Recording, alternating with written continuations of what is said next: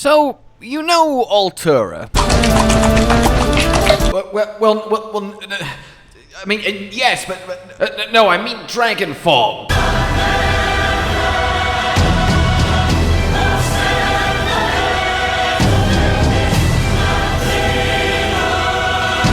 Yeah! The final boss of Stories 2, glorious, white, shimmering, shining dragon, the wings of ruin, all elements. Oh no! I don't know why that sounded so sarcastic. He is honestly, world-threatening. But yes, you know Oltura. Did you know that he is the single most powerful monster in the entire Monster Hunter series? And it is not close at all by any means, and is in fact responsible for the single most insane feat of power displayed by any creature in the Monster Hunter series, and again, it's not even close. Oltura is incomprehensibly strong in a way that you might not realize. So what do I mean? Well, remember how a while back I took a look at our Fatalis friend? Yeah, that whole thing. And I worked out that in order for him to melt the metal that he does, in the time that he does, his fire breath would have to be in the realm of 100,000 degrees, or about 10 times the surface of the sun. Pretty ridiculous, and pretty worthy of the title of, empire-destroying black dragon, god of all monsters, yada yada yada. Okay, Fatalis, we get it, you're a big deal. I mean, I am, but I don't like where you're going with this. Well, Oltura makes that look like amateur hour. Oltura makes Fatalis look like a puppy. Oltura makes Fatalis his bitch. Oltura, you get where I'm going with this. And you might be asking, what? How? Come on now. I mean, yeah, sure, he's set up as this world-ending threat. He can do all of the elements in huge apocalyptic balls of destruction, like kind of Alatreon can do, but it seems even more intense. And he's this whole thing, and the worm part's kind of ridiculous, big holes. Obviously, he's powerful, but what are you implying here? Well, I'm going to show you something, okay? And what I'm going to show you is this.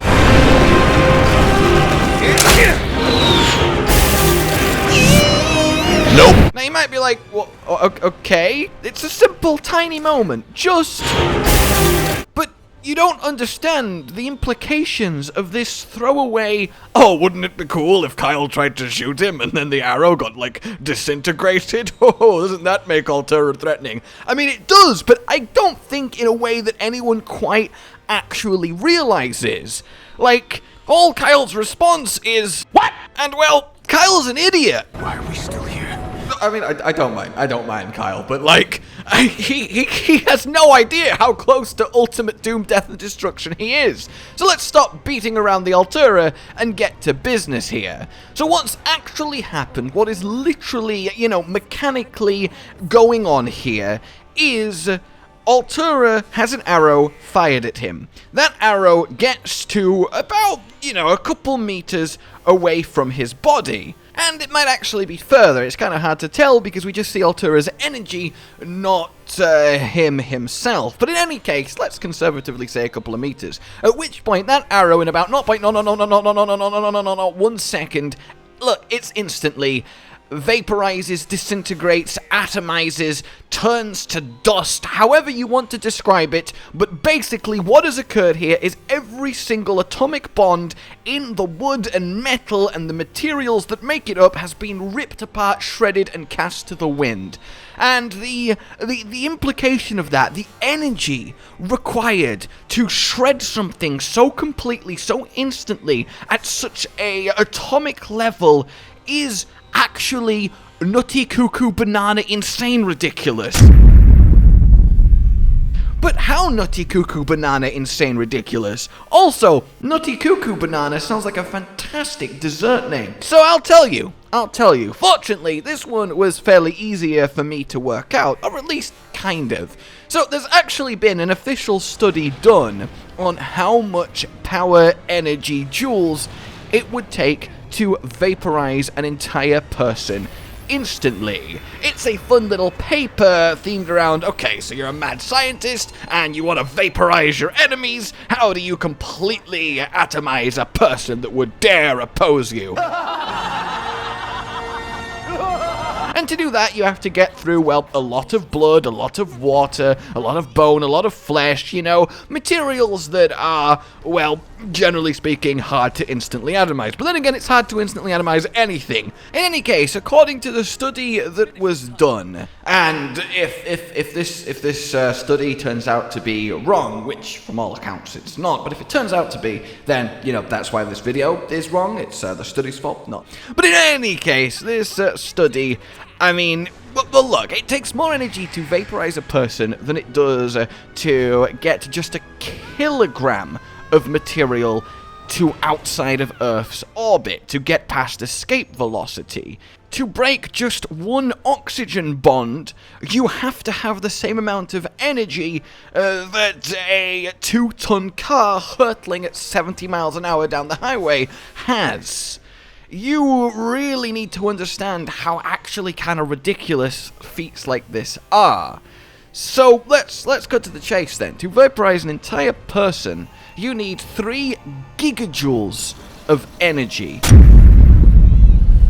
Or 3 billion joules, as a gigajoule is 1 billion joules exactly. And again, this might sound abstract, and it kind of does sound like it, doesn't it? So let's put it into, you know, classic terms.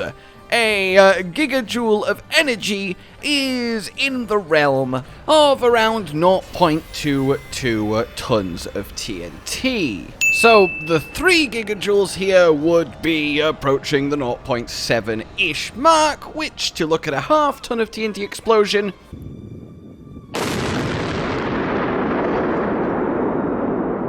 is a fairly hefty explosion. That's already quite impressive to begin with, but there's so much more to this story. But to address the elephant in the room, I know that an arrow is much smaller than a person, so you might initially think it's intuitive to say that, okay, if it takes, you know, 0.7 tons of TNT to vaporize a person, and an arrow, you know, is much tinier in mass, there's much less actual atomic mass there to break apart instantly, it's going to take less. Well, yes, but actually no, but actually yes, but actually no. See, although the arrow is much smaller, much less mass, it is wood and metal, which is much harder to break the bonds of to vaporize than a fleshy, spongy human. So how do we kind of equate to that? How much do we scale it down to kind of get in the realm of the arrow? Well, firstly, before we get to that, the story of how much tonnage of TNT it would actually take to vaporize a person has a few more twists in its tail. Because, likely speaking, you actually need way more than the 0.7 tons of TNT we're currently at. Now, I do warn you, you may not like to see the clip that I'm about to use for reference, but it does help frame the, well, discovery journey that we're going on here. A long time ago, 40 years or so, there was a beached whale. The whale had died, but that still leaves a very massive large whale carcass to get rid of. The authorities have the genius idea to explode it from within, so they place the actual explosives in the whale with half a ton of TNT. And that's around what we're thinking for, you know, person vaporization to get our benchmark. And, well, the explosion did have quite the drastic effect on the whale. However, from the pixely, grainy, meaty rain that you can see, it's not vaporized. It's, you know, blown to bits in the literal sense of the expression, but bits is not vaporization. There is still chunks, amounts of solid, bonded matter. And we want complete dusting a la the arrow. So we need to go higher. At least if you're using explosive force and the heat energy there within. As an explosion is quite inefficient, it's indiscriminate, the power is in all directions and not focused on the target. For such focused, instant disintegration as we see Oltura do with the arrow, you're going to need an order of magnitude more power. As even the initial imaginary death ray that needs 3 gigajoules or 0.7 tons of TNT's worth of power to vaporize a human isn't instant and total like the arrow for Oltura is. And again, the arrow is wood and metal. So at this point, it's kind of hard to get a more accurate figure. We know, generally speaking, Oltura, by existing around him, the energy, the aura, the blue glow, is outputting the same kind of energy release as anywhere from half a ton to maybe 10 tons of TNT constantly. If he was able to so instantly, passively, to a moving wood and metal object, turn it to indiscriminate dust in the manner that he did. So let's assume then that he's got 1 ton of TNT under his belt. That is reasonable given what we've gone over to explain how he's able to do what he did to the arrow. So let's put a ton of TNT into a different perspective. A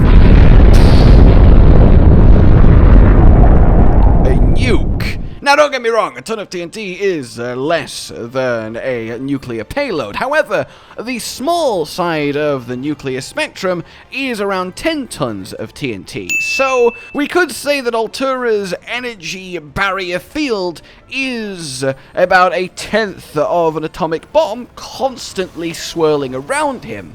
And the temperature of an atomic bomb on detonation is in, you know, the nice chill region of 100 million degrees Celsius. Which is, you know, about as hot as the interior of the sun. That's hot. Okay, but as we said, it's 1/10 of a nuclear bomb, so 10 million degrees Celsius. But you know what, let's lower it even further just to allow for any over-exaggeration I may have accidentally done. So even if we take it down by another factor of 10, 1,000,000 degrees Celsius, that's still 10 times the temperature that the Fatalis flames worked out that they would need to be to do what they do to the metal in the manner that they do it. Which I think we can all agree is insanely impressive, insanely ridiculous, and as I said earlier... So where am I going with all of this? Well, basically, Oltura has the equivalent energy output approaching that of nuclear status, and if Kyle himself had walked near him instead of the arrow, well, what happened to the arrow would have happened to Kyle. Just to suffer. I.e., anybody going close to Oltura becomes little more than dust on the wind.